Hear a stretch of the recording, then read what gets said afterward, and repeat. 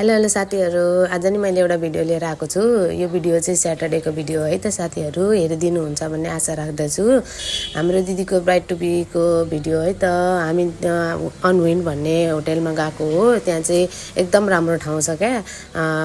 के रे bride to be गर्नुलाई, के रे बेबी सावर गर्नुलाई, बर्थडे पार्टी गर्नुलाई सबै थोकको डेकोरेसन राम्रो गरिदिनुहुन्छ क्या त्यहाँ। हामीले चाहिँ त्यस्तो डेकोरेसन गर्न लाएनौँ, सिम्पलै भनौँ न। अनि त्यसपछि मेरो दिदीलाई हामीले सरप्राइज दियौँ। सङ्गीता दिदी हामी फ्यामिली भनौँ न, केटी केटी साथीहरू नै ब्राइड टु बी गर्नु जानुपर्छ भन्ने छैन, फ्यामिली पनि जान सक्छौँ। अनि त्यहाँ हामीले दिदी भिनाजु अनि दाई भाइ म हामी सबैजना गयौँ। एकदम राम्रो ठाउँ थियो क्या साथीहरू त्यहाँ सेलिब्रेट गर्नुलाई। अनि दिदीको केकहरू हामीले काट्न लायौँ, दिदीलाई यसो हल्का रमाइलो पनि गरिदिउँ भनौँ न। अनि फोटोसोटो हामीले खिच्नु लायौँ, दिदी म सङ्गीता दिदी सबैजना हामीले फोटो खिच्यौँ। अनि त्यसपछि दिदीलाई छिटो छिटो लु केक खाउँ भनेर केक काट्न लायो। केक काटेर सबैलाई दियौँ, हामीले पनि खायौँ। अनि दाई भाइ दिदी म हामी फोटो पनि खिच्यौँ, सबैजनाले फोटो खिच्यौँ भनौँ न दिदीसँग। यो त एउटा उयो हो नि त, पछिको यसो सम्झना होइन।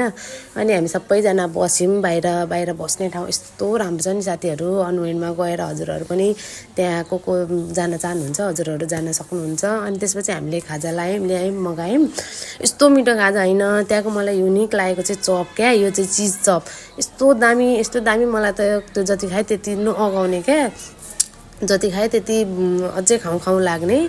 हामीले त्यहाँ नास्ताहरू थुप्रै मगायौँ, मोमोहरू पनि मगायौँ, ससेज मगायौँ। ससेज पनि दामी थियो, मोमोज पनि 2 किसिमको थियो मोमो, दुइटै दामी थियो। मलाई एकदम मिठो लाग्यो। त्यहाँको होटेलको म्यानेजर चाहिँ हाम्रो विवेक दाइ हो है, विवेक खड्का भन्ने। उहाँ एकदम राम्रो मान्छे होइसिन्छ होइन। त्यहाँ गएर हजुरहरू पनि भिडियो गर्न सक्नुहुन्छ, सबै बर्थडे पार्टी सार्टी यताउता सब गर्न सक्नुहुन्छ। अनि हामीले पनि अन्तिममा भिडियो लियौँ, यसो 1-2वटा फोटोसोटो खिच्यौँ। अनि घर फर्क्यौँ। मस्त बाई बाई, धन्यवाद।